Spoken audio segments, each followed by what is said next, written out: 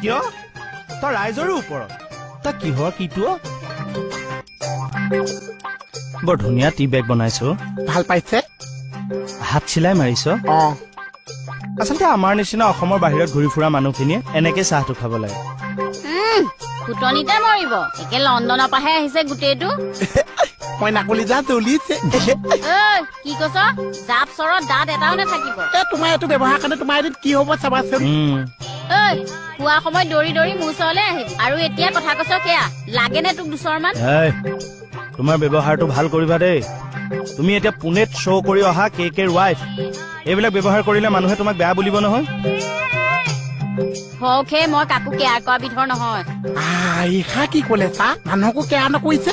এই জোখতকে অলপ বাঢ়িছে মই চোন আগৰ জোখটোতে পাই আছো না সেইটো জোখ পোৱা নাই তলে তলে বাঢ়িছে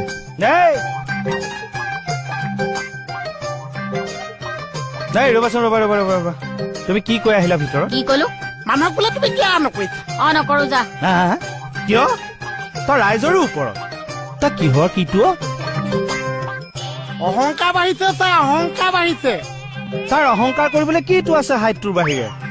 মোক চুপতি মাৰি থাকিব নালাগে যাওক ব্যৱহাৰটো দেখিছে ব্যৱহাৰটো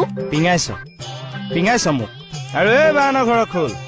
তোক বেছি মৰম কৰোতে তই মূৰত উঠিছ কোনোবা দিনা জাপি কুচি নি গাঁৱৰ ঘৰত থৈ আহিম অহংকাৰ মুখেৰে ওলাই যাব আকৌ গিয়েকে অসমৰ বাহিৰত গৈ পুনাত প্ৰকাম কৰিছে গিয়েকৰ অহংকাৰ নাছে এই যদি ঘৰত থাকি তই অহংকাৰ লৈছা